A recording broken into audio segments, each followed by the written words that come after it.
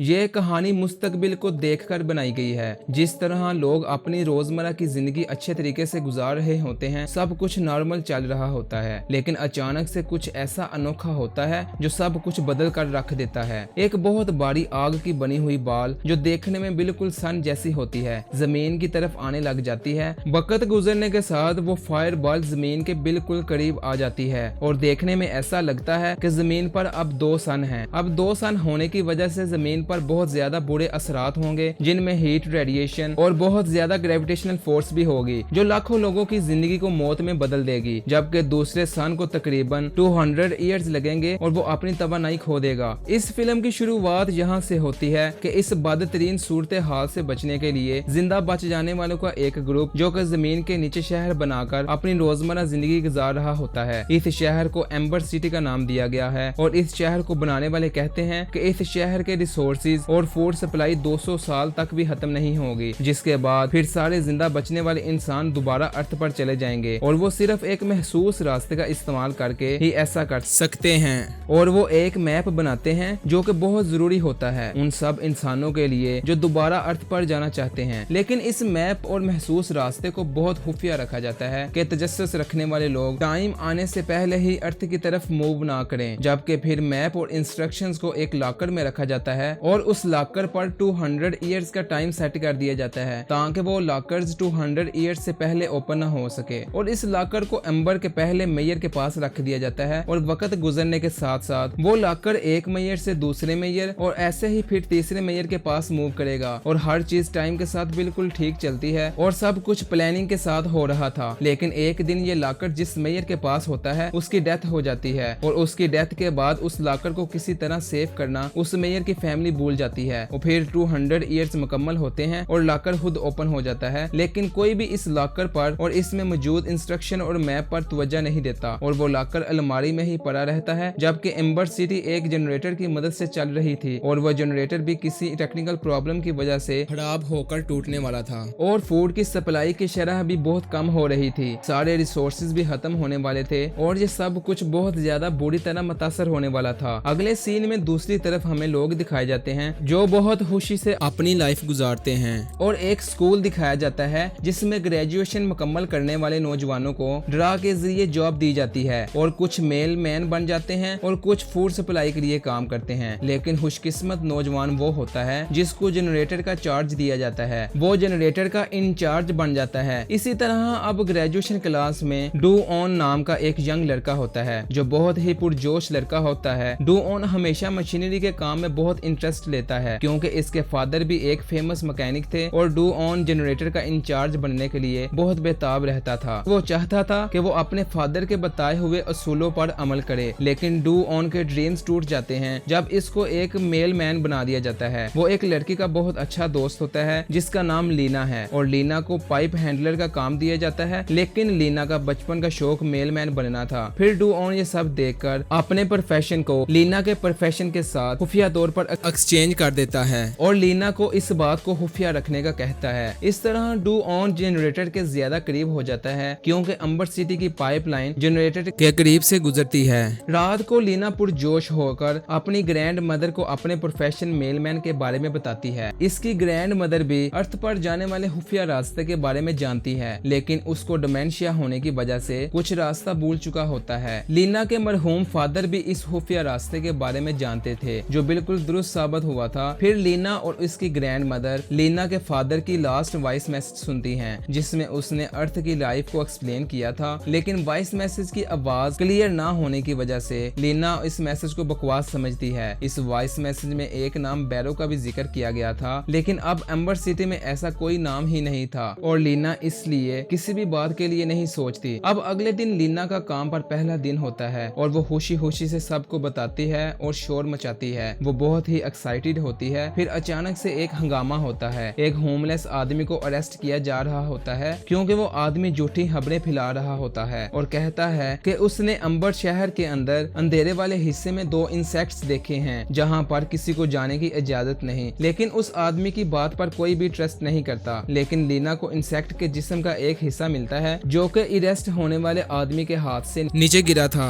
दूसरी तरफ do on भी अपनी जॉब के पहले दिन दिल लगाकर काम कर रहा होता है और जल्दी से रशी और टूटे हुए पाइप्स को देखता है। लेकिन डू ऑन का बॉस एक बदमजाज और बूढ़ा आदमी होता है जिसका नाम सल होता है और सल ने अपनी सारी जिंदगी पाइपलाइन के काम पर ही गुजार दी और वो शहर की तमाम पाइपलाइंस के बारे में जानता है और उसे ये भी पता था कि अब बहुत बड़े स्केल पर फ्लड आने का खतरा है और सल चाहता था कि डू ऑन अपना दिमाग इस्तेमाल करने से बाज रहे, क्योंकि शहर के वर्कर्स ने बहुत ज्यादा कोशिश की थी और सब कुछ करने के बाद भी वो मसाइल का मुश्किल हल नहीं निकाल सके। फिर डू ऑन को एक मुर्दा वर्कर का हेलमेट दिया जाता है ताकि वो काम करने से पहले उस हेलमेट को पहने, लेकिन डू ऑन का दिमाग अभी भी फ्लड के मसले को हल करने के लिए बेताब था और वो अपने लोगों को कभी भी फ्लड से मरने नहीं देगा। फिर अगले दिन डू ऑन ने अपने बॉस सल से पाइपलाइन का मैप चुरा लिया और टनल्स की तलाश शुरू कर दी। आखिरकार वो चलते हुए वो रूम नंबर 351 के पास आता है और ये रूम डू ऑन के लिए इस टाइम बहुत ज्यादा इंटरेस्टिंग हो जाता है जब उसे पता चलता है कि ये रूम मैप पर मौजूद ही नहीं और साथ ही रूम लॉक भी होता है। डू ऑन फैसला करता है कि अभी थोड़ी देर के लिए वो इस रूम को इग्नोर कर देगा और टनल्स की तलाश जारी रखेगा। फिर वो एक बहुत ही खौफनाक और पुरअसरार टनल्स के पास जाता है जिसको एक्सप्लेन करना बहुत ही मुश्किल काम है, लेकिन डू ऑन चलता रहता है और वो शहर के स्टोरेज यूनिट में पहुंच जाता है जिसको देखता है वो ऑलमोस्ट खाली ही होता है। वो इधर उधर देख ही रहा होता है। अचानक से फूड गार्ड आ जाता है जिसका नाम लूपर है और वो डू ऑन को पकड़ लेता है। लूपर को शहर में कोई भी पसंद नहीं करता क्योंकि इस पर फूड चोरी करने का इल्जाम है और कुछ दिनों तक इसको पनिशमेंट मिलने वाली थी।